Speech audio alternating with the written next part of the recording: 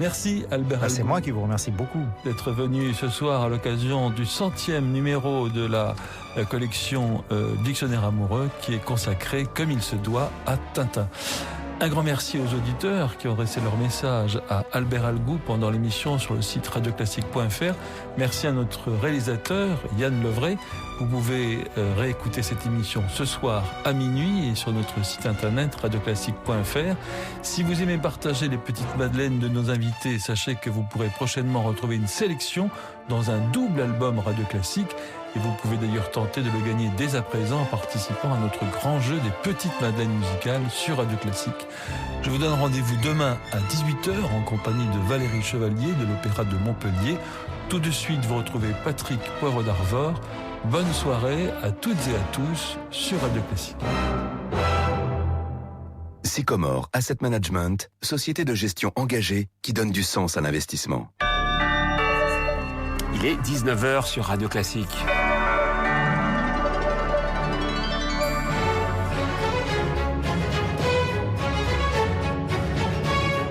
19h-20h avec Patrick Poivre d'Arvor sur Radio Classique.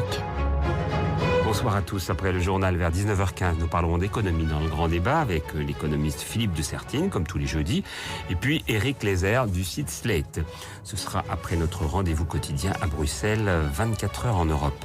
À partir de 19h30 à peu près, la page culture avec mes invités, Frédéric Gros pour son roman Possédé, toujours en lice pour le Goncourt, et l'avocat Emmanuel Pierrat qui se raconte dans son livre Moi, Maître Emmanuel Pierrat, avocat à la Cour. Ensuite, Élodie Fondacci nous emmènera au théâtre de l'Athénée à Paris où se joue Bac 68. C'est une pièce de Philippe Caubert. Ensuite, vers 19h50, Philippe Gau viendra nous présenter l'actualité culturelle en ligne et sur les réseaux sociaux. Mais tout de suite, c'est le journal de Béatrice Modine. Bonsoir Béatrice. Bonsoir Patrick, bonsoir à tous. Le sud des États-Unis est en état d'urgence avant l'arrivée de l'ouragan Matthew. Il a déjà fait plus de 100 morts dans les Caraïbes et il a repris de la puissance. Manuel Valls annonce la création de 33 prisons pour lutter contre la surpopulation carcérale. Une fausse bonne idée selon le syndicat de la magistrature. Vous entendrez sa présidente. Et puis portrait à suivre du futur secrétaire général de l'ONU, l'ancien Premier ministre portugais António Guterres. Radio Classique. L'ouragan Matthew s'approche donc des côtes américaines. Il a repris de la puissance, passant de nouveau en catégorie 4 sur 5. On compte au moins 108 morts en Haïti. Le sud de l'île est toujours coupé du monde. L'ouragan le plus puissant depuis 10 ans dans la région devrait atteindre les États-Unis cette nuit, Estelle Dautry. Oui, plus de 2 millions d'Américains ont été contraints d'évacuer le littoral atlantique. L'ouragan doit d'abord toucher les côtes de la Floride. Les vents pourraient souffler jusqu'à 240 km/h. Interdiction d'aller sur la plage, vous serez tué, a mis en garde le gouverneur de Floride. 2500 militaires sont prêts à aider aux évacuations et à l'aménagement des abris. 4000 agents supplémentaires sont en alerte. 2 cliniques près de Jacksonville ont été évacuées. Leurs malades sont partis dans une caravane d'ambulance vers des hôpitaux à l'intérieur des terres. 90% des vols prévus à Miami ont été annulés. Les piles, les bouteilles d'eau et les conserves ont été dévalisées dans certains supermarchés alors que plusieurs millions d'habitants devraient être privés de courant dans les prochaines heures. Voilà, et la candidate démocrate à la présidentielle, Hillary Clinton, aurait acheté de la publicité sur la chaîne météo Weather Channel avant l'arrivée de l'ouragan. La Floride notamment est un État qui peut faire basculer l'élection, c'est un swing state. Donc tous les coups sont bons. Alors, Manuel Valls, vous le disiez en titre, veut agir vite pour lutter contre la surpopulation carcérale. Oui, le Premier ministre a annoncé la création de 33 nouveaux établissements pénitentiaires, 32 maisons d'arrêt pour les peines courtes et un centre de détention. Manuel Valls a rappelé qu'il faut en moyenne 10 ans pour construire une prison. La réaction de Clarisse Taron, la présidente du syndicat de la magistrature. On pourrait penser que construire des places va limiter le problème de la surpopulation carcérale. Ça n'a pas de sens quand des chercheurs analysent l'évolution du nombre de places de prison et celle des détenus. On voit que ce sont deux courbes parfaitement parallèles et que malheureusement, plus on construit de places, plus on remplit les établissements. Nous, on privilégierait bien sûr d'autres solutions plus adaptées à la prise en charge des détenus. On souhaiterait aussi une vraie réflexion sur des alternatives à la carcération. Il faut réfléchir à un système répressif plus intelligent et plus tourné vers l'avenir, et ça résoudra de soi-même la question de la surpopulation carcérale sans faire un gouffre financier de la création de nouvelles places de prison. Clarisse Taron, la présidente du syndicat de la magistrature avec Éric Cuoche. Autre mesure annoncée par Manuel Valls, la construction de 28 quartiers de préparation à la sortie. Initiative cette fois saluée par le syndicat de la magistrature qui se félicite de cette volonté d'accompagnement pour la réinsertion. La mise en examen de Christian Flech, ancien numéro 1 de la PJ de Paris, il est mis en cause dans l'affaire Squarcini. Il est poursuivi pour violation du secret de l'enquête et entrave aux investigations. Après l'agression au couteau de 2 policiers à Bruxelles hier, le suspect a été interpellé. Il a été inculpé de tentative d'assassinat dans un contexte terroriste et participation aux activités d'un groupe terroriste. Son frère aîné a été privé de liberté. L'INSEE a fortement révisé à la baisse sa prévision de croissance pour 2016 en France. Oui, à 1,3% du produit intérieur brut au lieu d'1,6% en raison notamment des mauvais résultats du deuxième trimestre. Michel Sapin, le ministre de l'économie et des finances, assure ce soir que la croissance française reste solide. Nous en parlerons tout à l'heure dans notre débat économique avec Philippe de Sertine et Éric Lézère. François Hollande continue de creuser son sillon en vue de 2017. Oui, le président doit mettre fin au suspense en décembre et dire s'il est candidat. Cet après-midi, il était à l'hôtel de Lassay, la résidence du président de l'Assemblée nationale, pour un colloque baptisé « Refaire la démocratie », l'occasion de livrer sa vision des institutions et de la démocratie, justement. Lucille Bréau, bonsoir. Bonsoir. Alors, François Hollande a prononcé son discours. S'il n'est pas candidat, on entrevoit quand même une esquisse de programme. Oui, François Hollande a livré sa leçon de démocratie à lui. Une démocratie en crise, il le dit. On pensait son progrès irréversible. Elle apparaît fragilisée, bouleversée, bousculée. Il faut donc la rénover. Et pour ce faire, François Hollande s'appuie sur son expérience de président pour répondre aux propositions dans l'air du temps, celles de ses concurrents éventuels en 2017. Le septennat unique, une mauvaise idée pour lui. Le référendum, pas un bon mode de gouvernement ni de fabrique de la loi. La proportionnelle, elle est souhaitable, mais avec une réduction significative du nombre de parlementaires. Le président tacle ensuite Nicolas Sarkozy qui veut revenir sur le non-cumul des mandats. Revenir dessus, c'est revenir au temps ancien pour lui. Cette réforme, elle est irréversible. Il veut même aller plus loin en limitant le cumul des mandats dans le temps, pas plus de 3. Un discours qui ressemble fort à un tour de chauffe avant 2017. Lucille Bréau. À quelques mois de la présidentielle, le Front National est renvoyé en procès. Oui, le Front National ainsi que 2 de ses dirigeants et un très proche de Marine Le Pen. L'affaire porte sur des soupçons d'escroquerie aux frais de l'État, notamment lors des législatives de 2012. La date du procès n'est pas encore connue. Radio Classique. On connaît désormais le successeur de Ban Ki-moon à la tête des Nations Unies et vous avez déjà prononcé son nom. Oui, c'est l'ancien Premier ministre portugais António Guterres qui a été choisi officiellement par les 15 membres du Conseil de sécurité. Un choix qui doit encore être approuvé par l'Assemblée générale des Nations Unies, mais ce sera une formalité, d'autant que le candidat a recueilli une large majorité des votes. Oui, mais il a été élu par 13 voix sur 15 et 2 abstentions. C'est un exploit. Sa candidature est même parvenue à rassembler en même temps les voix des ambassadeurs russes et américains. Voilà qui était difficile à imaginer compte tenu des tensions en ce moment entre Washington et Moscou, notamment sur la question syrienne. En fait, cela s'explique parce que le mode de désignation a changé. Ce n'est plus seulement une négociation entre États. Cette fois-ci, les candidats ont été auditionnés un par un et António Guterres a convaincu tout le monde. C'est un peu l'anti-Ban Ki-moon, l'actuel secrétaire général des Nations Unies, qui avait d'ailleurs été baptisé par la presse l'anguille glissante. Ce n'est donc plus le plus petit dénominateur commun qui a été retenu, mais plutôt une forte personnalité qui a été choisie. António Guterres est un ancien Premier ministre, défenseur acharné des droits de l'homme. Il a également dirigé le HCR, le Haut Commissariat des Nations Unies pour les réfugiés. Il devra désormais faire entendre sa voix et surtout imposer son autorité aux États qui l'ont élu. Voilà, et ce soir, il promet de faire preuve d'humilité pour servir les plus vulnérables. Voilà, ça s'écrit Guterres et ça se prononce en Guterres. Merci beaucoup Béatrice Mouedine. On vous retrouve à 19h30 pour le Flash et la météo. 24 heures en Europe avec Euranet Plus, le premier réseau radio d'information européenne. Bonsoir Hugues Baudouin. Bonsoir Patrick. Aujourd'hui, vous n'êtes pas à Bruxelles, vous êtes à Strasbourg. Oui, à Strasbourg. Le gouvernement polonais renonce finalement à interdire l'avortement. Oui, c'est une défaite en race campagne. Le projet de loi a été rejeté à une très large majorité par le Parlement polonais cet après-midi. Les conservateurs ont associé leur voix à celle des libéraux. Seule une soixantaine de députés ultra-conservateurs ont maintenu leur soutien à l'interdiction totale de l'avortement. Cette victoire est à mettre à l'actif du mouvement Sauver les femmes qui a su mobiliser la société civile polonaise depuis plusieurs semaines. Le ministre des Sciences et de l'Enseignement supérieur a lui-même reconnu que ces protestations ont fait fléchir le gouvernement et lui ont donné une belle leçon d'humilité pour tenter de calmer l'Église et la frange la plus réactionnaire du parti au pouvoir qui n'accepte pas cet échec. La première ministre a promis de mettre en place un programme d'information pour promouvoir la défense de la vie. Une allocation pour les femmes qui élèvent des enfants handicapés va également être créée. Depuis son arrivée au pouvoir il y a 10 mois, le parti populiste Droit et Justice a repris en main la justice, les médias, l'administration et l'enseignement. Ce premier échec montre que la société polonaise n'est pas prête à tout accepter. Alors, 2 députés européens britanniques ont réglé leurs différends à coups de poing et vous étiez là pour assister à cette rixe, Hugues, racontez-nous. Oui, c'est assez rare qu'on puisse assister dans un endroit noble comme le Parlement européen à de telles scènes. Les 2 élus du parti europhobe UKIP participaient ce matin à une réunion de groupe. Ils ont commencé à s'insulter au cours de cette réunion. À bout d'arguments, la victime, Steve Wolf, a alors crié à son collègue député « Réglons ça dehors » et il a tombé la veste pour bien signifier qu'il ne plaisantait pas à l'extérieur et c'est là que nous étions.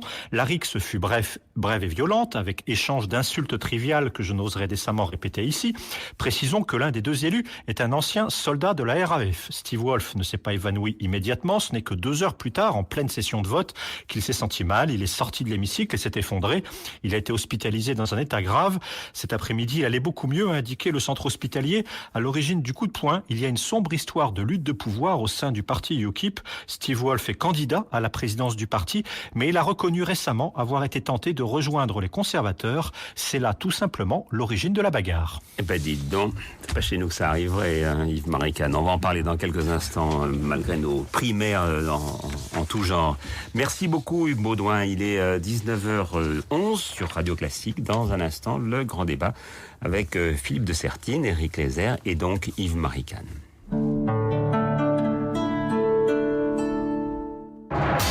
MMA Business Entreprise, interruption spéciale. François, on me dit que vous avez un scoop. Absolument, moins 15% sur la multirisque pro chez MMA. Ça concerne beaucoup de professionnels, ça ? Les artisans et commerçants. Avec l'assurance multirisque pro MMA, ils bénéficient d'un contrat unique pour tous leurs besoins. Et jusqu'au 29 octobre 2016, MMA peut leur offrir moins 15% sur leur première année de cotisation. Bon ben, envoyez la pub. MMA. Offre soumise à condition, contactez votre agent MMA.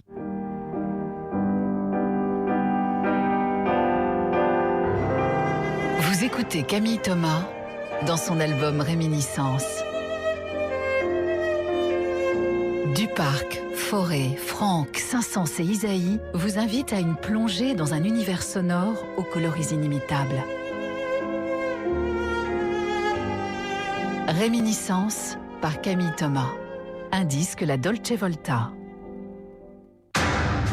Les chercheurs de l'Institut Pasteur ont la rage de vaincre les maladies, les infections, les épidémies. Pour soutenir ce combat, pour soutenir leur rage de vaincre, avec Radio Classique, soyons tous mobilisés. Faites un don au 3620 ou sur pasteurdon.fr. Merci.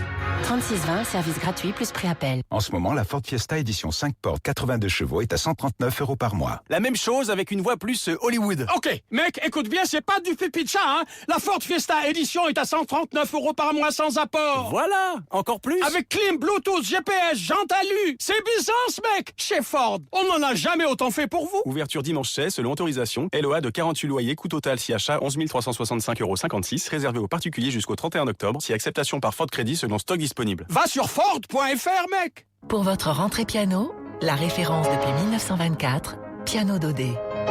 Piano Dodé, c'est un espace de vente, de conseil et un atelier agréé. Venez nous rencontrer et découvrez l'ensemble de la gamme des pianos Yamaha. À la location ou à l'achat, vous trouverez le piano Yamaha de votre choix à partir de 56 € par mois. Nos techniciens vous reçoivent dans nos espaces showroom de Paris ou de Saint-Germain-en-Laye. Voir conditions en magasin et sur internet piano-dodé.com. Dès 7h30, vous avez rendez-vous avec Guillaume Durand. Interview politique, commentaires, débats, prenez le temps de vous informer sur Radio Classique. La matinale de Radio Classique, toute toute la semaine, de 7h30 à 9h, avec Guillaume Durand. Le festival Son et Images, c'est le salon de la haute définition du son et de l'image. Amplis, enceintes, casques, écrans, matériel connecté, plus de 200 marques parmi les plus prestigieuses en démonstration comparative pour ne plus vous tromper. Le festival Son et Images, ouvert au public samedi 8 et dimanche 9 octobre au Novotel Paris Tour Eiffel, 61 quai de Grenelle, Paris 15e. Information www.sonimage.com. Pour tous les passionnés de la mer, retrouvez Rémi Pelletier et ses invités pour la chronique Nautisme, chaque samedi et dimanche sur Radio Classique. Avec SMA, l'assureur de toutes les entreprises, des professionnels, des dirigeants et de leurs proches. Rendez-vous sur groupe-sma.fr. Radio Classique, le grand débat du soir, avec Patrick Poivre d'Arvor. Et avec, comme tous les jeudis, donc, Philippe de Sertine, bonsoir. Bonsoir. Et Éric Lézère du site Slate, bonsoir. Bonsoir. Et ce jeudi particulièrement, en plus, Yves Marican, qui est directeur des études ELAB. Bonsoir. Bonsoir. Alors, si vous êtes là, c'est que chaque mois, vous nous racontez votre observatoire politique pour Radio Classique et Les Échos. Et cette fois-ci, pour une fois, une légère embellie pour la cote de confiance de l'exécutif, aussi bien pour le président de la République que pour le Premier ministre. Tout à fait. Un exécutif qui reste à des niveaux très bas de popularité, mais qui progresse très légèrement. 20% de confiance pour le Premier ministre, c'est 1 point de plus que le mois dernier.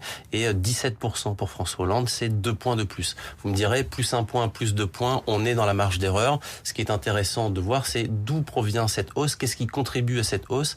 Et en fait, on voit que l'exécutif regagne du terrain auprès des sympathisants de gauche et auprès notamment des sympathisants socialistes, qui permet de parler effectivement d'une légère embellie. À titre d'exemple, François Hollande, il gagne 9 points ce mois-ci auprès des sympathisants socialistes. Ça, c'est tout à fait significatif. Ceci étant dit, la partie est loin d'être gagnée d'ici à l'échéance du 15 décembre pour justifier d'une candidature à l'élection présidentielle. Il faudra vérifier si cette tendance se vérifie au cours des prochaines semaines. Alors, rappelons-le, c'est un baromètre de popularité. Parmi les autres personnalités politiques, Alain Juppé est toujours largement en tête, mais son dauphin Emmanuel Macron perd 4 points, alors que Nicolas Sarkozy baisse encore, et surtout dans son propre camp. Oui, tout à fait. Alain Juppé, qui depuis plusieurs mois maintenant est en tête du baromètre de popularité, parmi les 25 personnalités qui sont testées tous les mois.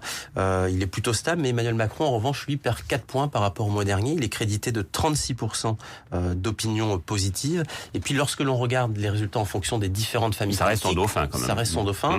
Et puis lorsqu'on regarde les résultats auprès des différentes familles politiques, et notamment auprès des sympathisants de la droite et du centre, là on a des évolutions qui sont beaucoup plus marquées. On voit notamment que Alain Juppé progresse à nouveau et est crédité de 74% d'images positives auprès de sa famille politique, alors que dans le même temps, Nicolas Sarkozy est à 45% et perd 4 points par rapport au mois dernier, ce qui fait qu'on a un écart en termes de popularité. On est bien sur de la popularité, pas sur des intentions de vote, mais en termes d'image et de popularité, c'est près de 30 points d'écart maintenant entre Alain Juppé et Nicolas Sarkozy, qui sont tous les deux, à ce stade, les favoris pour la primaire de la droite et du centre. Alors, vous faites par ailleurs un autre sondage, c'est là que je vais faire intervenir nos deux spécialistes. Donc, l'Institut ELAB a fait un sondage, cette fois-ci, sur les Français et le nucléaire. Alors, une majorité d'entre eux souhaitent abaisser de 75 à 50% la part d'électricité d'origine nucléaire. Tout à fait. Ce que l'on voit dans les résultats de ce sondage, c'est que l'objectif qui a été fixé d'ailleurs par la loi royale sur la transition énergétique et pour la croissance verte est partagé par une majorité de Français. 50% des personnes interrogées se positionnent effectivement sur un abaissement à 50% de la part du nucléaire, au profit notamment des énergies renouvelables. Et ce qui est intéressant quand même de noter, c'est que si les Français souhaitent un abaissement de la part du nucléaire dans la production d'électricité, ils sont pas pour autant anti-nucléaires, puisqu'on a seulement 20% des personnes interrogées qui nous disent vouloir sortir, abandonner le nucléaire, mais ça veut dire qu'à contrario, on en a 80% qui veulent rester avec l'énergie nucléaire, mais cette énergie nucléaire doit occuper une place moins importante. Merci, Marican. Philippe de Sertine, est-ce que ces souhaits sont réalisables et économiquement viables, ces souhaits des Français ? Réalisable, je crois que, évidemment, toujours politiquement, il faut le dire, c'est possible. Et l'Allemagne l'a démontré. C'est-à-dire lorsque l'Allemagne, à la suite, évidemment, de la catastrophe de Fukushima, a dit on arrête complètement, eh bien, c'est une décision ensuite qui a été assumée par l'économie allemande, même si, quand on regarde évidemment la question de l'empreinte carbone, ça a conduit à développer énormément de CO2 avec des centrales charbon, et y compris des centrales classiques, bien sûr, qui ne sont pas bonnes du tout du point de vue de l'empreinte écologique, mais en revanche, évidemment, qui sont moins dangereuses en cas d'accident vraiment important, comme celui qu'on a connu au Japon. Je crois que toujours, quand même, dans cette question du nucléaire, on va dire, il y a eu vraiment avant Fukushima et après, parce que ça a complètement quand même modifié la vision, y compris en Occident, y compris d'ailleurs dans les grandes structures de réflexion sur le nucléaire, puisque le Japon était évidemment est un très grand pays moderne, est un très grand pays avec une maîtrise de l'énergie nucléaire,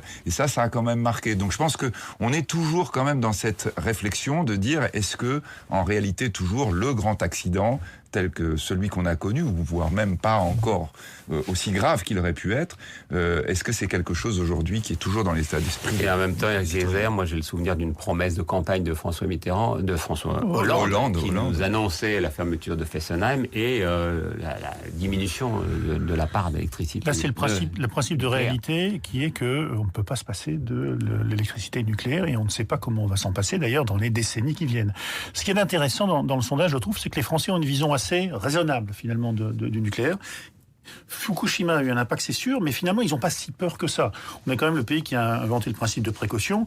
Et il y a, je regardais, 80% des personnes interrogées qui considèrent que le nucléaire, c'est bon pour l'indépendance du pays, 61% qui considèrent que c'est une énergie bon marché.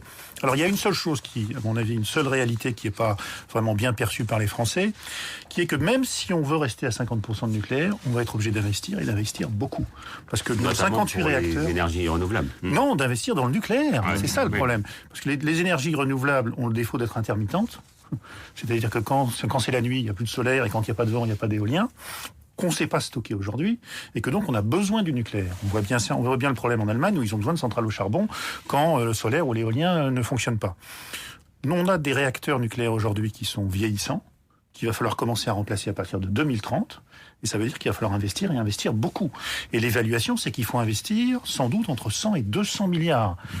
Pour l'instant, personne n'ose vraiment le dire aux Français. D'autant qu'on n'a pas tant de sous que ça en caisse. Oui, juste si on rajoute dans cette question d'investissement, je pense qu'effectivement, Éric Lézère a raison de l'évoquer, mais l'investissement est également considérable, et même d'ailleurs aujourd'hui technologiquement compliqué, dans le démantèlement des centrales. Quand on est en train de dire il faut arrêter le nucléaire, il y a cette énorme question qui risque d'ailleurs d'être un marché absolument gigantesque à l'échelle planétaire. Si la planète décide de réduire l'énergie nucléaire, ça signifiera une obligation d'investissement, et là une recherche technologique dans laquelle par exemple les groupes français... Parce que le démantèlement, on ne le maîtrise pas. Non, absolument. Alors j'ai une bonne et une mauvaise nouvelle à vous annoncer. Je commence par laquelle? La mauvaise. On va commencer par les bonnes. On aime bien les bonnes, il n'y en a pas trop. La France retrouve sa 5e place dans le classement des puissances économiques devant la Grande-Bretagne. Vous n'avez pas l'air de me croire. C'est vrai, si, on vous croit très bien. Bon. C'est lié aux variations de change, donc c'est malheureusement... C'est une bonne nouvelle, quand même. Non, c'est... Là, c'est première conséquence du Brexit. C'est pas la France qui a monté, c'est une mauvaise nouvelle pour la Grande-Bretagne. Et la Grande-Bretagne, pourquoi? Et Éric Lézère vient de le dire tout de suite, c'est que nous sommes dans, on va dire, le début de conséquence de la dépréciation de la livre sterling. C'est-à-dire, la Grande-Bretagne serait en zone euro et serait toujours devant nous. Donc... Voilà, la livre a perdu du terrain par rapport à l'euro, donc proportionnellement, le poids de l'économie française a un peu monté par rapport à celui de l'économie du Royaume-Uni. Alors, je passe à la mauvaise. Donc c'est presque une fausse bonne nouvelle. La bonne nouvelle, quand même, c'est qu'on est 5 ou 6e, c'est-à-dire qu'il faut quand même toujours le rappeler. Quand on est en train de parler de la France, on est en train de parler d'un très grand pays économique. Avec seulement 60 millions d'habitants. Avec simplement 66. Alors, la mauvaise nouvelle, l'INSEE qui révise fortement à la baisse sa prévision de croissance pour 2016. Officiellement, c'était 1,6 et maintenant, ce sera 1,3. Non, alors là, oui, ça. D'ailleurs, entre parenthèses, ça peut être lié avec la bonne nouvelle que vous venez d'évoquer, parce qu'une des causes aussi provient des inquiétudes et déjà des premiers effets qu'on peut avoir sur le Brexit, c'est-à-dire le fait que le commerce extérieur français qui se porte pas bien du tout, la balance commerciale aussi a été, là, dans le cadre des mauvaises nouvelles, en tout cas des vraies mauvaises nouvelles économiques, c'est-à-dire celles que vous évoquez, est en réalité l'explication, ou la conséquence d'un certain nombre de réalités pas bonnes. Et la réalité pas bonne, c'est la très faible performance du commerce extérieur français, liée notamment au Brexit. Enfin, en tout cas, c'est le premier effet. Et puis, bien sûr, là, c'est cette révision très forte sur 2016. C'est-à-dire que là, on est en octobre 2016. Et on voit à quel point, évidemment, on a eu la première révision sur le deuxième trimestre. On était à 0, l'INSEE a revu à moins 0,1. Ça veut dire que le troisième trimestre n'a pas été bon. A pas été bon du tout, ce que l'on pressentait. On n'a pas encore les chiffres, mais on sait pourquoi il sera pas bon, notamment. Alors, on a plusieurs raisons. On a la consommation, on l'avait déjà évoqué. On a la consommation, on a le tourisme post-attentat et en particulier post-Nice, qui a été quelque chose qui est vraiment quelque chose qui a un impact. On aura peut-être du post-Kardashian bientôt. Oui, peut-être. Donc, toujours pas bon pour le tourisme. Et puis, on a le troisième élément aussi qui est important, c'est que la moisson a pas été bonne du tout. La France est un grand pays agricole et quand l'agriculture fonctionne pas, ça se voit sur la croissance, ou plutôt ça se voit pas. Et là, en ce moment, on a une mauvaise moisson, on risque d'avoir une vendange très médiocre. Ça va se sentir sur le troisième trimestre français. On peut juste ajouter dans ce tableau qui est pas très sympathique les conséquences aussi des mouvements sociaux et surtout des violences qu'il y a eu un peu dans les rues en France. Dans le deuxième trimestre. Alors, à vous entendre, la croissance, le chômage est forcément lié à la croissance, donc ça veut dire que l'inversion de la courbe du chômage... Ça va s'annoncer très compliqué parce que à peu près le calcul sur lequel la plupart des économistes sont d'accord, c'est qu'il faut 1,5% de croissance pour créer suffisamment d'emplois pour faire diminuer le taux de chômage, pour compenser les arrivées. On n'y sera pas, et on peut même y ajouter une perspective qui est pas encore là, mais qui vient, qui est celle de la remontée des prix du pétrole. Donc on voit bien que le baril du pétrole remonte un peu, et on sait que le moteur... après l'accord de l'OPEP. Exactement.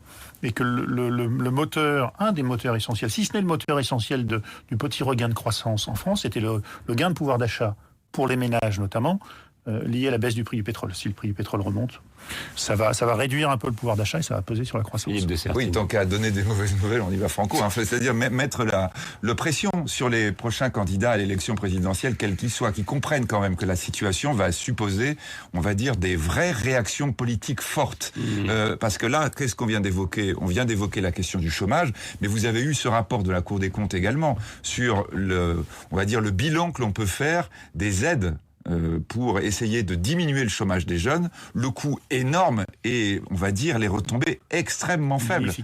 Une inefficacité déjà constatée, mais qui est une bombe à retardement, parce que, évidemment, quand ces aides vont s'arrêter, on risque d'avoir à nouveau une réaugmentation du chômage. En clair, là, tout ça, c'est l'autre mauvaise nouvelle, très mauvaise nouvelle, baisse de croissance, augmentation du chômage, mauvais commerce extérieur, c'est des très mauvaises perspectives sur les finances publiques françaises. Et ça, c'est pas bon du tout. Ça veut dire qu'il faudra vraiment en 2017, après l'élection d'un nouveau président ou la reconduction du président, on ne sait pas du même, en tout cas après l'élection présidentielle et les élections législatives, un vrai choc de compétitivité dont on parlait il y a quelques années. Alors justement, je vais vous poser la question, puisque c'est une question pas piège, mais en tout cas pas préparée entre nous, mais c'est Yves Marican qui me l'inspire.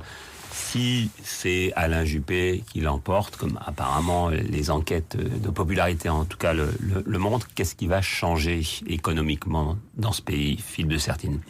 Je crois que c'est vraiment Alain Juppé qui a la réponse. C'est-à-dire que ce qui doit changer, c'est que l'on engage immédiatement, dès le mois de juillet 2017, un énorme train de réforme. C'est-à-dire on doit envoyer le signal à la planète économique, aux Français, que nous sommes dans le changement profond dont le pays a besoin. C'est-à-dire qu'il y a cette nécessité de réveil.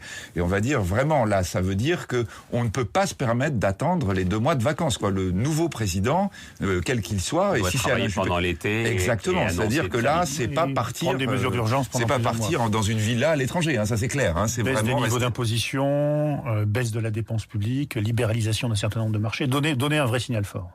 Et là, on pourra éventuellement commencer à obtenir au bout de quelques temps, les résultats que les autres ont obtenus. Ceux qui ont fait ça, c'est-à-dire une baisse du chômage, et une baisse du chômage des jeunes. Sachant que nous serons... En Allemagne, le chômage des jeunes est extrêmement bas. Sachant que nous serons sous pression. Mois de juillet, nous avons évoqué là les mauvaises finances publiques françaises, la dette publique française qui risque... Ça a été une autre mauvaise nouvelle de l'INSEE, parce que on était sur 96,3% du PIB il y a 2 semaines. On est maintenant à 98,6%. Ça veut dire qu'on est en train d'atteindre... On a autant de dettes que de PIB. Oui, c'est ça, exactement. Et donc ça, c'est vraiment pas bon du tout. Et dans le même temps, nous avons tous les pays du nord de l'Europe, l'Allemagne en particulier, qui vont faire un grand effort de relance, qui risque à partir du début de l'année prochaine de faire un énorme choc fiscal. Et donc ça voudra dire évidemment que la différence entre eux et nous va être de plus en plus sensible, très concrètement. Juste un bémol, c'est pas un problème la dette si on remet l'économie française en marche. C'est-à-dire qu'il y a de la croissance et donc le potentiel. Voilà. Donc la seule manière de régler le problème, c'est la croissance. C'est tout. Merci Éric Lézère, merci Philippe de Sertine, merci Yves Maricane. Dans un instant, le flash de Béatrice Mouedine, puis la page culture avec mes invités Frédéric Gros et Emmanuel Pierre.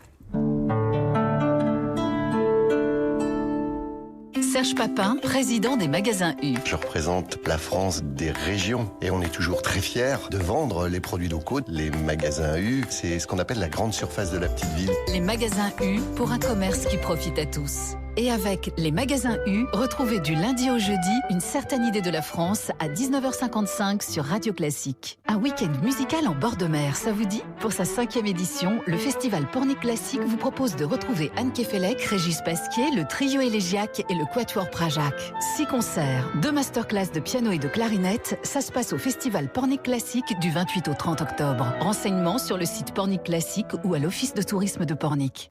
Venez découvrir la nouvelle saison de l'Orchestre Colonne dans la magnifique Salvagram à proximité de l'Étoile à Paris. 2 concerts les vendredis et samedis soirs et 2 concerts jeunes publics le dimanche matin. Prochain concert dirigé par Laurent Petit-Girard, les plus belles musiques de films de John Williams les 14, 15 et 16 octobre. Et en novembre, Beethoven et Tchaïkovski avec la grande pianiste Eliso Boltvatse. L'Orchestre Colonne à la Salvagram, des concerts de prestige pour tous les publics. Réservation sur orchestrecolonne.fr. Qu'est-ce que le bonheur? L'univers a-t-il un commencement? Juillet ou août?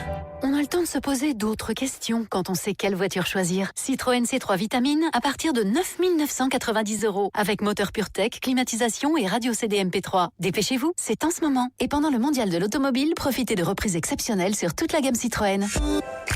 Citroën. Offre sous condition de reprise d'un véhicule de plus de 8 ans, valable jusqu'au 31 octobre dans la limite des stocks disponibles. Détails sur carstore.citroën.fr. Il est tout juste 19h30 sur Radio Classique. Voici donc Béatrice Mouedine pour l'essentiel de l'actualité. L'ouragan Matthew s'approche des côtes américaines. Il a repris de la puissance, passant de nouveau en catégorie 4 sur 5. On compte déjà plus de 130 morts dans les Caraïbes, principalement en Haïti. L'ouragan Matthew, le plus puissant depuis 10 ans dans la région, devrait atteindre les États-Unis cette nuit. L'ancien chef de la police judiciaire parisienne, Christian Flech, a été mis en examen cet après-midi. Il est poursuivi pour violation du secret de l'enquête et entrave aux investigations dans le cadre de l'enquête sur les pratiques de l'ex-patron du renseignement Bernard Squarcini. L'INSEE a fortement révisé à la baisse sa prévision de croissance pour 2016 en France à 1,3% du produit intérieur brut au lieu d'1,6% en raison notamment des mauvais résultats du 2e trimestre. Michel Sapin, le ministre de l'économie et des finances, assure que la croissance française reste solide. Et puis on connaît désormais le successeur de Ban Ki-moon à la tête des Nations Unies. C'est l'ancien Premier ministre portugais António Guterres qui a été choisi officiellement par les 15 membres du Conseil de sécurité. Il entrera en fonction le 1er janvier. Et du côté de la météo? Eh bien, un retour d'un temps calme demain sur tout le pays, ensoleillé sur une grande partie sud, très nuageux au nord de la Loire. Les températures resteront fraîches avec des minimales comprises entre 3 et 8 degrés sur une grande partie du pays.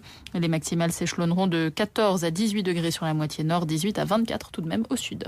Merci beaucoup Béatrice Mouedine. Dans un instant, la page culture avec Frédéric Gros, Emmanuel Pierrat, Elodie Fondacci et Philippe Gau. En octobre, vous avez rendez-vous au domaine de Chantilly pour les Journées des plantes de Chantilly. Dans le cadre enchanteur du parc du château de Chantilly, plus de 200 exposants venus de toute l'Europe vous font découvrir les richesses du jardin. Des arbres et arbustes aux couleurs d'automne, en passant par les outils du parfait jardinier, toute la diversité végétale s'offre aux visiteurs. Les Journées des plantes de Chantilly, le plus grand rendez-vous botanique européen, c'est du 14 au 16 octobre au domaine de Chantilly. Informations et réservations sur domaine-de-chantilly.com. Imaginez un réveillon du jour de l'an à New York. Un vol en classe business pour 2, 4 nuits à l'hôtel Philippe Stark et un programme fait d'art, de design et de musique. Pour célébrer leurs 10 ans de haute fidélité, KEF, marque anglaise audio de référence, et son-vidéo.com, marchand d'excellence, gâtent leurs clients esthètes et mélomanes. Pour participer au jeu concours et avoir une chance de vous envoler vers la ville qui ne dort jamais, achetez un produit KEF chez Son Vidéo avant le 30 novembre. KEF, l'obsession de la haute résolution. Son Vidéo, référence hi-fi et home cinéma. Règlement sur son-vidéo.com et leur point de vente. Pour tous les passionnés de la mer, retrouvez Rémi Pelletier et ses invités pour la chronique Nautisme, chaque samedi et dimanche sur Radio Classique.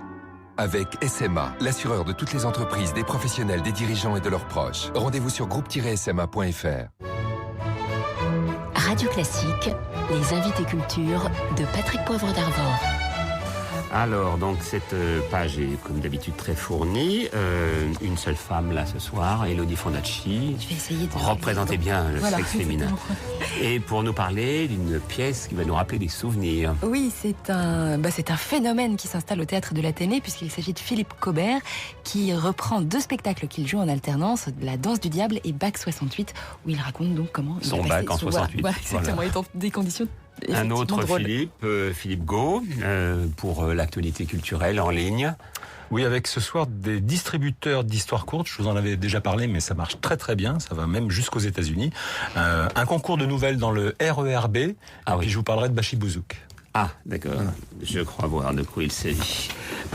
Frédéric Gros, qui vient nous parler d'un roman passionnant. Pas facile, très facile de lecture, mais quand on en arrive aux scènes de torture, un peu plus difficile. Voilà, mais comme c'est vers la fin, engagez-vous, ça s'appelle Possédé, et ça se passe à Loudun, il y a bien longtemps et il n'y a pas si longtemps. On en parle dans quelques instants. Emmanuel Pierrat, l'homme qui a déjà derrière lui combien de livres ? 80 à peu près. 80, alors que vous n'avez que... 48 ans. 48 ans, donc ça va. Normalement, ça devrait vous permettre d'aller facilement à 200. Oui, c'est un objectif raisonnable. Oui, oui. Donc, c'était pour mon espérance de vie. Quand on vous reçoit, je sais pourquoi je vous avais invité, et entre-temps, il y a eu un autre livre. Mais bon, c'est plus fort que vous ne pouvez pas vous empêcher. Et je sais pourquoi je vous avais invité. Parce que vous aviez écrit un livre dans cette collection que j'aime beaucoup, ces éditions, qui s'appelle Les Éditions du Trésor, qui racontent toujours des histoires d'aventuriers. Et ce livre m'a beaucoup plu, parce qu'il conjugue une autre de vos passions, qui est la passion, non, je vais pas dire érotomane, mais en tout cas pour tout ce qui concerne l'érotisme, oui, la littérature érotique aussi. Et là, vous nous parlez de la vie sexuelle des aventuriers. Mais qu'est-ce que vous en savez ? Parce qu'ils ont très peu raconté, aussi bien les pirates que les corsaires, ce qui se passait vraiment sur leur bateau. Non, c'est justement ce qui était intéressant, c'était de ne pas raconter nécessairement la vie de Casanova, parce qu'il le fait très bien lui-même, pour prendre un grand aventurier, mais d'aller chercher ceux dont on sait qu'ils ont passé 3 ou 4 ans au fin fond de l'Himalaya, comme Alexandra David-Néel, qu'ils sont partis sur une île déserte, qu'ils ont traversé le désert. J'ai aussi pris des aventuriers aussi chimériques ou imaginaire, Corto Maltese, James Bond, que je pense une forme d'aventurier, et avec des formules qui permettent de titiller un petit peu. Ian Fleming, le père de James Bond, avait dit cette formule définitive qui est la femme parfaite doit savoir faire l'amour et la béarnaise. Ce qui est quand même une vision assez réductrice, voilà, de ce que peut être le statut de la femme. Évidemment, ce qui permet de se dire qu'au-delà du clin d'œil que James Bond fait à chaque espionne du KGB qui lui tombe dans les bras sans résister, peut-être qu'il y a quelque chose d'autre à tirer de ces aventures. Et peut-être que ce que le héros vit dans sa libido, peut-être le révélateur de la façon de gravir les montagnes, de partir seul en mer, vous qui aimez les voyages, Patrick Poivre d'Arvor, vous voyez à peu près. Voilà. Que fait-on pendant 3 mois sur un navire ? Alors, c'est vrai que ça se raconte assez peu. C'est vrai que du temps des pirates, les femmes n'avaient pas le droit d'être à bord, et donc certaines quand même montaient mais se déguisaient en hommes. Et un certain nombre de pirates fort célèbres sont venus avec leurs petites amies, comme ça, déguisés, jusqu'à ce que l'équipage se rende compte de la ficelle, qui était un peu grosse. Et puis alors il y a des situations, quand on prend les 12 travaux d'Hercule, je me suis plus à ce qu'a raconté, aussi à imaginer que les sirènes, finalement, c'est une façon de devoir résister à une tentation. Donc il y a beaucoup de choses qui, d'après moi, sont à imaginer. Alors l'idée, c'était de partir d'une situation réelle, de partir des textes, et puis après, d'essayer de songer à ce que pouvait être le destin d'un aventurier et d'une aventurière, dont, a priori, sur lesquels on a très peu de témoins. Oui, les Peuls, les Touaregs ou les chamans tibétains ont fait peu de commentaires sur la vie sexuelle d'Alessandra David-Néel. Ne raconte pas grand-chose. Non, c'est une ellipse, c'est important. Elle a ramené un jeune garçon quand elle est arrivée à Digne, mais on n'en sait pas plus. Elle n'a jamais été très loin sur ses rapports avec ce jeune bouddhiste. Oui, alors on trouve, en revanche, après, on a trouvé plus tard dans les correspondances, dans les mémoires qui restaient dans les tiroirs, pas ceux qui étaient destinés à être publiés au moment où on racontait ses exploits. Voilà. Il y a très peu de gens qui le font. Il y a Paul-Émile Victor dans l'Igloo raconte, puisqu'il a épousé une femme inuite, comment on passe de la traversée du Groenland, comment on fond de la glace, mais c'est un des rares à être très franc sur le sujet. Et les autres, il y a un grand mystère. Alors, je ne peux pas penser qu'un homme ou une femme normalement constituée s'embarque dans des aventures qui demandent beaucoup, on va dire, de stimulation physique et de sens alerte, sans à un moment ou à un autre avoir envie d'aller jusqu'au bout du rapport ethnologique. Alors restez un peu avec nous parce que vous allez nous parler, si on a le temps, de votre deuxième livre qui s'appelle Moi, Maître Pierrat, avocat à la cour. Parce que je voudrais interroger Frédéric Gros sur ce livre qui m'a beaucoup impressionné, qui s'appelle Possédé. Et je ne suis pas le seul à avoir été impressionné, puisque le jury Goncourt l'est, vous êtes toujours dans la deuxième liste, donc c'est important, vous êtes plus que 8 là maintenant, ça commence à se... voilà. Et ça chauffe, mais ça chauffe dès le début de votre livre. Oui, parce que là, on est en 1632, dans cette bonne ville de Loudun. On a connu plus tard la bonne dame de Loudun, mais c'est pas du tout celle-là que vous connaissez bien. Voilà, Marie Bénard. Oui. Acquitté, quand même, à chaque fois avec une bonne tête de coupable. Et oui, et malheureusement, là, c'est pas ce qui va se passer à Loudun en 1634, c'est-à-dire 2 ans après le début des faits, puisque il y a un certain nombre de nonnes qui commencent à rentrer dans des convulsions, on les pense possédées par le diable, et on va vite trouver un coupable désigné, qui est le curé, ce pauvre curé. Alors là, tout va lui tomber dessus. Ce pauvre curé, il l'a un peu cherché. Oui, il l'a cherché. Disons que c'était un curé qui aimait les femmes, qui a tenté d'écrire qui a écrit un traité du célibat des prêtres, et ce curé, ces femmes-là ne l'ont jamais vu parce qu'elles avaient fait de vœux de clôture, les Ursulines, et c'est vrai qu'elles présentent ces convulsions, ces tremblements, ces paralysies. Et au fond, on va les interroger une fois qu'on va décréter qu'elles sont possédées. Et c'est le diable, à travers elles, qui va parler, qui va s'exprimer et désigner comme leur maître. Voilà. Le curé de Loudun qu'elle n'avait jamais vu. Et là-dessus, derrière, j'allais dire à la fois comme horizon, mais c'est même pas ça, c'est comme lien, comme nœud. Il y a des enjeux de vengeance provinciale, il y a des enjeux politiques et religieux très forts aussi. Parce qu'on est au moment de la contre-réforme. Hein. On est au moment de la contre-réforme, et on est au moment aussi où on est sous Richelieu, sous Louis XIII, où se met en place la raison d'État. Et j'ai trouvé très curieux la manière dont le premier objet de cette raison d'État qui s'affirme, ça va être ce délire collectif qui va servir de levier à l'affirmation du pouvoir royal. Alors, quand je disais que c'est à la fois daté, puisqu'on connaît exactement, c'est historique. D'ailleurs, vous basez sur une réalité historique. C'est daté, mais en même temps, c'est très actuel. On peut se dire qu'à tout moment, on trouve assez facilement un bouc émissaire et assez facilement des foules qui se rassemblent pour commencer à lapider. Ce qui est actuel, c'est, j'allais dire, j'ai pas pris, moi, la thèse de l'authenticité de la possession, c'est-à-dire je crois pas à l'existence du diable, au moins, si ce n'est métaphorique, mais c'est vrai que sans croire à l'existence du diable, le démoniaque du politique, là, je peux vous dire qu'il est très puissant, parce que cette affaire serait jamais allée jusqu'au bout si le politique s'en était pas saisi, s'en était pas mêlé. Et c'est vrai que la manière dont le politique peut jouer des paranoïas collectives, et quand je dis les paranoïas collectives, c'est ce moment, j'allais dire, très trouble dans l'histoire des sociétés, où la folie devient tellement partagée qu'on appelle ça réalité. Et ça devient, parce qu'il faut bien voir que ce que les Ursulines pouvaient produire comme râle en disant Urbain Grandier, c'était des pièces qui servaient à la justice pour condamner un homme à mort, pour le décréter sorcier. Voilà. Alors après, il l'avait cherché. Qui ne sort pas grandi de votre livre, parce que c'est épouvantable quand elle a décidé de s'acharner sur cet homme-là. Elle va même jusqu'à lui obliger, alors qu'il est condamné à mort, à reconnaître qu'il est sorcier. Elle tente de le faire, la justice, jusqu'au bout. Et j'allais dire, c'est là où ce personnage, qui au départ est plutôt une espèce de libertin quand même, un peu vaniteux, un peu arrogant, prend, je trouve... jouisseur. Il prend une épaisseur, il prend une consistance, c'est-à-dire qu'à un moment, il décide de ne pas céder devant la souffrance, devant l'absurdité, devant la torture, et précisément de ne pas donner ce que tout le monde attend, c'est-à-dire cette signature qui permettrait de relire l'histoire à l'envers et de dire, oui, on a un peu exagéré, mais enfin, il a signé, donc il était bien coupable.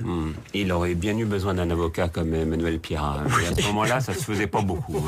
Non, il n'a pas trouvé. Pas trouvé d'avocat digne de ce nom. Oui. Très bon livre, très fort livre, donc publié chez Albin Michel, qui s'appelle Possédé EES, puisqu'il s'agit en effet d'Ursuline.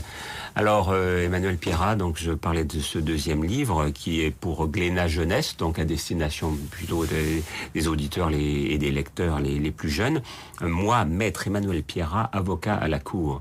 D'abord, est-ce que l'avocat à la cour a le temps de faire son métier avec tous les livres que vous produisez ? L'avocat à la cour plaide le jour et écrit la nuit, vous le savez aussi, parce que vous produisez, nous sommes tous les deux de grands polygraphes.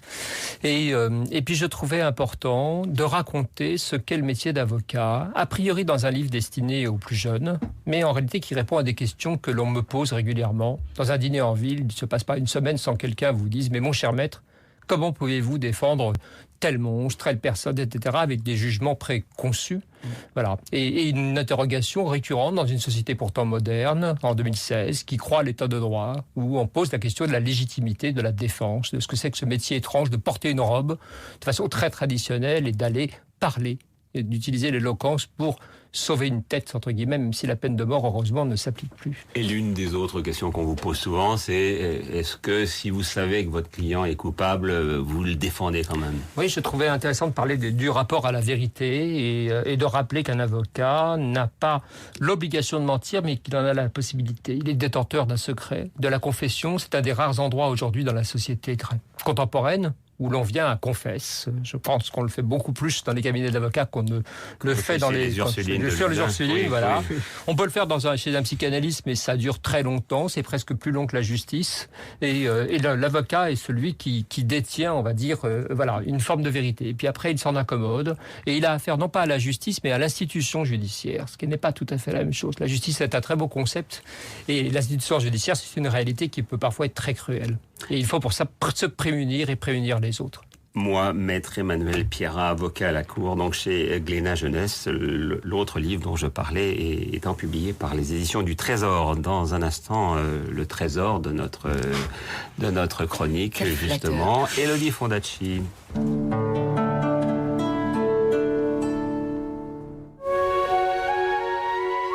Radio Classique, les plus belles œuvres, les plus grands compositeurs. Bizet.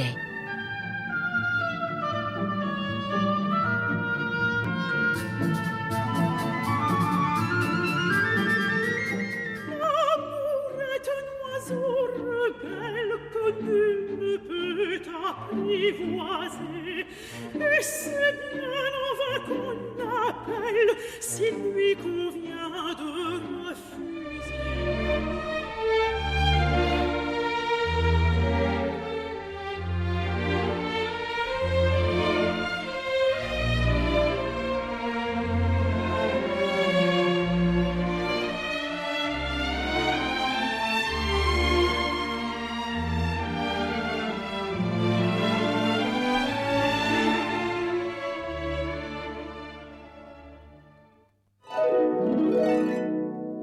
Nous avons demandé à Didier Tabary, président de Filorga, le premier laboratoire de médecine esthétique français, comment lutter contre les rides. À l'origine, notre spécialité chez Filorga, ce sont les injections anti-âge en cabinet médical. Aujourd'hui, nous mettons cette efficacité au service de toutes les femmes, grâce à nos crèmes anti-rides révolutionnaires. Et ça marche ? Eh bien, cela a été prouvé sous contrôle médical. Avec notre crème Time Filler, les rides sont divisées par 2 en 2 mois. Time Filler des laboratoires Filorga est devenu en juin le numéro 1 de l'anti-rides en pharmacie et chez Marionneau.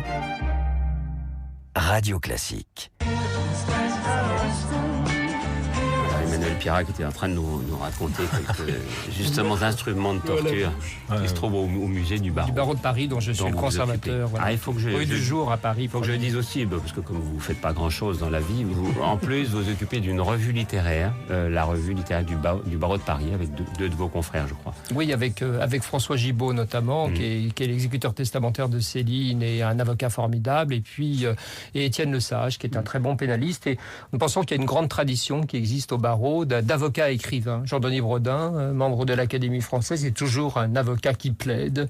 Il y a comme ça, voilà, Maurice Garçon, que je vénère par-dessus tout, qui a été très attiré par les procès en sorcellerie et l'affaire de Loudun notamment, et là, dont on a édité le premier tome du journal il n'y a pas si longtemps, était à la fois un grand écrivain, un grand avocat, qui se nourrissait chaque jour aux audiences pour mieux servir sa plume. La revue littéraire du Barreau de Paris, bientôt le numéro 2.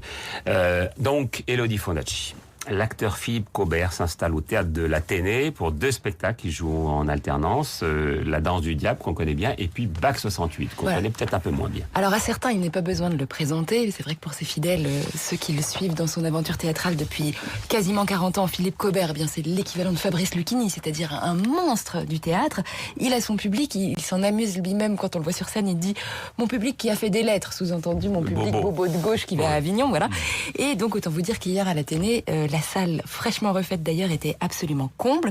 Mais pour ceux qui ne le connaissent pas, et peut-être les plus jeunes, quelques mots quand même sur ce phénoménal personnage. Donc Philippe Cobert, ça a été l'un des piliers du théâtre du Soleil. Donc chez Ariane Nouchkine, je fais comme lui, je trébuche sur le nom, sur Ariane Nouchkine. Et ça a été pour lui une expérience fondatrice. Vous savez que là-bas, on travaille, on improvise, on vit ensemble. C'est vraiment une forme de vie collective. Il a tout appris à être improvisateur, à être mime, à être chanteur, à être libre.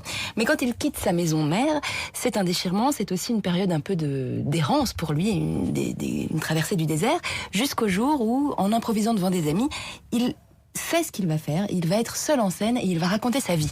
Donc, il va se raconter en interprétant tous les personnages, tous les rôles, en faisant rire, en faisant pleurer, et ça va être une autobiographie théâtrale, comique et fantastique, qu'il va créer en 1981 au Festival d'Avignon, justement. Et j'étais là et je me souviens, et les gens étaient enchantés. Et depuis, c'est devenu un pilier d'Avignon. C'est ça, en fait, il n'a jamais arrêté cette autobiographie en réalité. Oui, parce que ça aurait pu être bref, et en fait, c'est le début de l'œuvre d'une vie. Alors, ça sera d'abord La danse du diable, puis les 11 spectacles qui ont constitué le roman d'un acteur, où il parlait justement de son expérience au théâtre, et puis les 8 spectacles de L'homme qui danse. À chaque fois, en plus, ce sont des spectacles fleuves, c'est-à-dire 3-4 heures minimum, et ça tiendrait presque du one-man show si Cobert, en plus d'être un passeur de mots, n'était pas un acteur en pleine possession de son corps, qui a une façon prodigieuse d'être dans l'espace. Voilà. Donc, il s'est inventé un double de théâtre qui s'appelle Ferdinand, qui est un gamin du sud de la France, famille bourgeoise, et il va relater son enfance, son adolescence, et au passage chroniquer la France, en fait, des années 50 à 70. Donc là, il reprend La danse du diable, son spectacle fondateur dont on parlait, et puis Bac 68, c'est celui que vous avez vu où, justement, le dit Ferdinand, c'est-à-dire lui, en fait, passe son bac. Voilà, et si vous ne connaissez pas Cobert, eh bien, c'est vraiment une très bonne façon d'entrer dans son univers, ce Bac 68.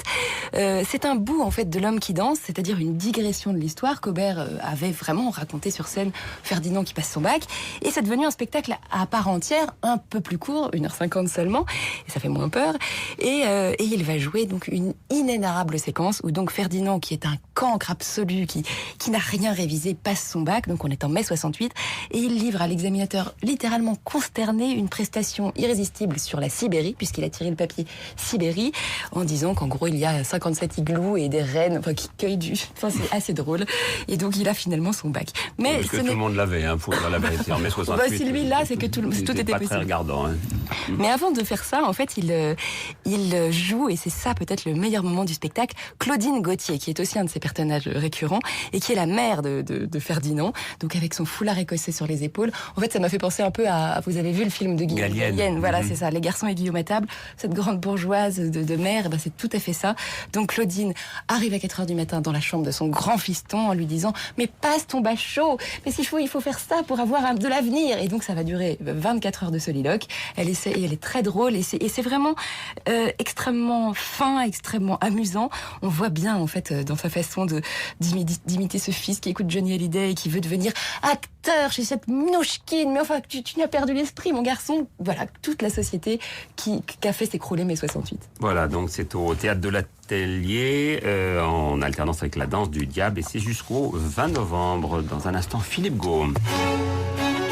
Patrick Poivre d'Arvor sur Radio Classique. Culture Connexion, car en effet, vous cherchez toujours un peu ce qu'on peut trouver sur le net, justement en matière culturelle. Et c'est vraiment le terme approprié, l'actualité en ligne, puisque là, vous allez nous emmener d'abord dans le RER. Et plus précisément sur la ligne B du RER, celle qui traverse l'Île-de-France du nord au sud, de Roissy à Saint-Rémy-les-Chevreuses. 47 gares, 8 départements traversés. C'est la deuxième ligne la plus fréquentée d'Europe, avec plus de 900 000 voyageurs chaque jour. Et c'est justement à ces voyageurs que s'adresse le concours de nouvelles lancé par la SNCF et la RATP, qui exploitent cette ligne donc du RER B, et qui leur propose de raconter leur ligne B en déposant un texte sur le site rerbconcours-nouvelles.fr. Seule contrainte, écrire entre 1000 et 6000 signes, à peu près une demi-page à 3 pages, et faire figurer, évidemment, le nom d'une des 47 gares de cette ligne B. Les nouvelles seront publiées et consultables sur le blog rerbleblog.fr. Le concours est ouvert jusqu'à lundi prochain, et un jury présidé par la romancière Karine Thuil, qu'on avait reçu ici il y a 3 semaines. Après, donc, ce jury sélectionnera les 10 lauréats, dont les œuvres seront regroupées dans un ouvrage. Des idées donc pas à raconter, comme le dit le slogan de l'opération, des histoires qui vous transportent. Moi, Frédéric Gros, si jamais vous avez une petite histoire oui, comme ça, et tout à fait. si le RER est en panne, ce qui arrive parfois aussi. 1000, 6000 signes, ça va. Ça vous va, hein, oui. On va quand même rester sur les quais de gare, Philippe, puisque il y a un phénomène qui prend une belle ampleur. Et ce phénomène, Patrick, nous en avions parlé ici au printemps dernier, ce sont les distributeurs d'histoires courtes, développés par une start-up, Short Édition. À l'époque, c'était en avril. 3 gares seulement, celles de Rennes, Brest et Paris Austerlitz, étaient équipées de ces bornes qui proposent gratuitement des textes littéraires inédits, des poèmes, des nouvelles, des slams. Aujourd'hui, 29 gares en sont équipées. Il devrait y en avoir jusqu'à 35 à la fin de l'année. D'autres lieux publics proposent ces distributeurs d'histoires courtes, comme la bibliothèque et l'Office du tourisme de Grenoble, dont sont originaires les 2 concepteurs, mais aussi l'aéroport Saint-Exupéry de Lyon, l'Institut Curie à Saint-Cloud ou le hall de la Tour Totale à la Défense. 3 formats de lecture sont proposés à ceux qui veulent se distraire ou se cultiver en attendant un train, un avion ou lors de leur rendez-vous. Des textes qu'on peut donc lire en 1, 3 ou 5 minutes. Le succès de cette initiative est hallucinant puisque il a traversé l'Atlantique et on peut maintenant trouver donc un de ces distributeurs au café Zoétrope de San Francisco qui appartient, je vous demande, Patrick ? Ford Coppola, c'est ça ? Exactement. Le nom de le célèbre réalisateur-producteur, Apocalypse Now, Le Parrain, Dracula. Il adore le concept qui, selon ses termes, offre de l'art et de la culture. Alors, pour terminer, il paraît que vous voulez m'insulter, on m'a dit. Tout à fait. Oui, mais je sais que vous allez plutôt bien le prendre, Patrick. Si je vous traite, par exemple, de moule à gaufres. Oui, j'ai mon avocat. Donc, moule à gaufres, déjà, pour commencer. Oui, ensuite, Vercingétorix de Carnaval. Ah, oui. Vous aimez aussi. Oui. Bougre d'extrait d'hydrocarbures. Ah oui, mais je vois d'où ça vient. Le dernier, Bachibouzouk. Oui, ça c'est le capitaine Haddock. Exactement.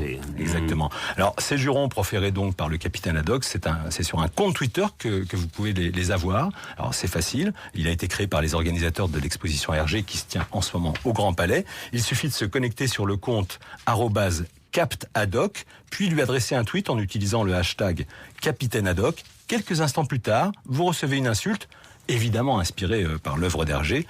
J'ai tenté l'expérience en indiquant que je travaille pour Radio Classique et j'ai reçu ce délicieux bayadère de carnaval qui n'offensera pas trop, j'en suis certain, les amateurs de ballet qui écoutent Radio Classique. Merci beaucoup Philippe Gau et à jeudi prochain. Merci aussi à Bertrand Dorigny qui a réalisé cette émission. Dans un instant, Christian Louboutin confiera à Florence Belkacem son idée de la France. Et puis après 20h, c'est Laure Maison que vous retrouverez aux Invalides pour un concert de l'Orchestre de chant de Toulouse. Donc ce sera en direct sur Radio Classique. Très bonne soirée à tous. Radio Classique.